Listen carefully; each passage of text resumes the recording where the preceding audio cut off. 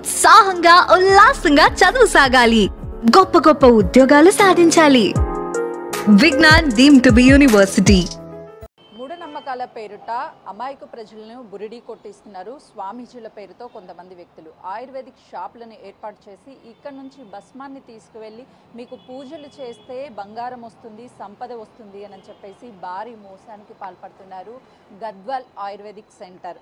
ఇందులో పనిచేసేటువంటి వాళ్ళు బయట వ్యక్తులకి భస్మము వీటన్నిటిని ఇచ్చి పూజలను చేసిన తర్వాత డబ్బులు వస్తాయి, మీకు బంగారం వస్తుంది, సంపదలు కలుగుతాయని చెప్పేసి భారీ మోసానికి పాల్పడినటువంటి ఘటన చోటు చేసుకుంది. బంజారాహిల్స్ పోలీస్ స్టేషన్ పరిధిలో స్వామీజీ వేషధారణలో గోపాల్ సింగ్ అనే వ్యక్తికి టోకరా వేశారు. 10 లక్షలు తీసుకొని వనమూలికల భస్మం ఇచ్చి నెల రోజుల పాటు పూజలు చేసి ఎరుపు రంగు బట్టలో 2 కేజీల బంగారం అంటూ ఇచ్చిన స్వామీజీ ఆ తర్వాత ఆ గోపాల్ సింగ్ ఈ అనుమానం రావడంతో ఆ బట్టలో ఉన్నటువంటి వాటిని తీసి చూస్తే మొత్తం ఇనప ముక్కలే కనిపించాయి. దాంతో బంజారాహిల్స్ పోలీసులకి గోపాల్ సింగ్ ఫిర్యాదు చేశారు. అంటే ఈ ఆయుర్వేదిక్ షాప్ నుంచి ఏర్పాటు చేసిన అంటే ప్రొడక్ట్స్ భస్మ, రాస్, సాట్, చూర్ణ, ఆయిల్, ముసైల్, పాక్, బాదం, పాక్, హనీ, పొజిస్టిక్ వీటన్నిటిని కూడా ఏర్పాటు చేశారు. ప్రస్తుతం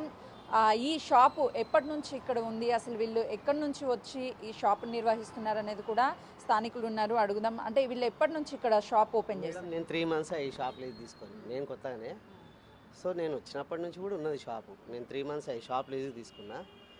అయితే మొన్న ఒకసారి వచ్చారు, ఫ్రైడే రోజు అనుకుంటాను, పిఎస్ నుంచి వచ్చాడు. వచ్చి లాక్స్ చూస్తుండో నేను ఇక్కడ కూర్చున్నా. అంతకుముందు 2 days నుంచే బంద్ ఉంది షాపు. సరే బంద్ ఉంది కదా, ఎవరో వచ్చిరేమో తెరవనీకి వాళ్ళు అనుకున్నా. ఆయన చూసిండు, వచ్చి నన్ను పిలిచిండు, బాబు ఇక్కడ రా అన్న. ఏంది సార్ అన్న, నేను డిపార్ట్మెంట్ అన్న. చెప్పండి సార్.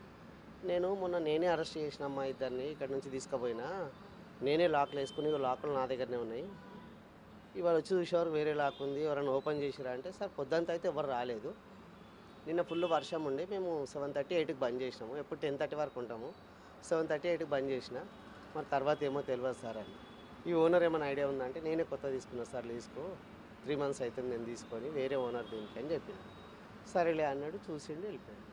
3 months నుంచి చూస్తున్నారు కదా, ఏమేమి అమ్ముతారు, ఎప్పుడైనా మాట్లాడారు వాళ్ళకి? ఒళ్ళు నొప్పులు, బాడీ పెయిన్స్, ఆయుర్వేదిక్ అని చెప్తారు. మాకు కస్టమర్లు అంతా యూపీ వాళ్ళు, వాళ్ళే వస్తారు. మన తెలుగు వాళ్ళు తక్కువ రావడం, అంతా యూపీ వాళ్ళు, మన కర్ణాటక నుంచి అక్కడి నుంచి వస్తారు. కానీ తెలుగు వాళ్ళు చాలా తక్కువ ఈ మందులకు రావడం. స్వామీజీలు కానీ ఎవరన్నా వస్తూ ఉంటారా? ఎవరు రారు మేడం. మామూలుగా ఇప్పుడు మూలికలు అమ్ముతారు చూసా రోడ్డు పైన, చిన్న షెడ్ వేసుకొని, అలాంటి వాళ్ళు వస్తారు అంతే. పెద్ద పెద్ద వాళ్ళు ఎవరన్నా వస్తారా కార్లలో కానీ, లేకపోతే అట్లా ఎవరైనా? ఈ 3 నెలలు నేను వచ్చి నుంచి అయితే కార్లలో ఎవరు రాలేదు. మామూలుగా యూపీ వాళ్ళు, కర్ణాటక వాళ్ళు ఎక్కువ వచ్చి మందులు తీసుకుపోతారు. వాళ్ళ భాషలనే మాట్లాడుకుంటారు, మనకేమో అర్థం కదా ఆ భాష. వాళ్ళే వస్తారు, ఏదో మాట్లాడుకుంటారు, ఏదో తీసుకొని వెళ్ళిపోతారు, చిన్న చిన్న ప్యాకెట్స్ పట్టుకొని పోతారు అంతే. ఎప్పుడైనా మీరు షాప్ వాళ్ళతో మాట్లాడారా లోపలికి వెళ్ళడం? ఆ భాష రాదు మేడం. వాళ్ళు వస్తారు 10:30కు, ఓపెన్ చేస్తారు, లోపలనే కూర్చుంటారు, బయటికి రారు. ఎప్పుడన్నా మా పాపని ఎప్పుడన్నా స్కూల్కి పంపించాలి, స్కూటీ అడిగితేనే ఇయ్యరు వాళ్ళు.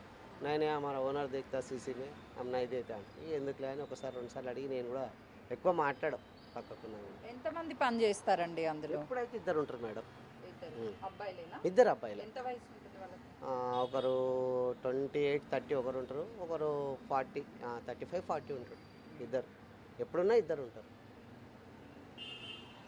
గత 4 రోజుల క్రితము పోలీసులు వచ్చి అందులో పనిచేసేటువంటి ఇద్దరిని కూడా అదుపులోకి తీసుకున్నారు. ఆ తర్వాత ఈ షట్టర్ని అంతా క్లోజ్ చేశారు. క్లోజ్ చేసిన తర్వాత కూడా మళ్ళీ పోలీసులు వచ్చి ఒకసారి ఎంక్వైరీ చేశారు. అంటే ఎవరు వచ్చారు ఏంటి అని చెప్పేసి, అప్పటికి పోలీసులు వేసినటువంటి తాళము ఇక్కడ ఉన్నటువంటి తాళం వేరు కావడంతో ఎవరైనా మళ్ళీ ఓపెన్ చేశారా, మేము వేసినటువంటి తాళం వేరు అని చెప్పేసి పక్కన ఉన్నటువంటి వాళ్ళ దగ్గర నుంచి ఇన్ఫర్మేషన్ అంతా కూడా తీసుకొని ఇంకా ఎవరున్నారు ఈ కేసుకి సంబంధించి అని చెప్పేసి పోలీసులు అయితే ఇన్వెస్టిగేషన్ చేస్తున్నారు. మొత్తానికి గత 4 రోజుల క్రితం ఈ ఘటన జరిగినప్పటికీ ఆలస్యంగా వెలుగులోకి వచ్చింది.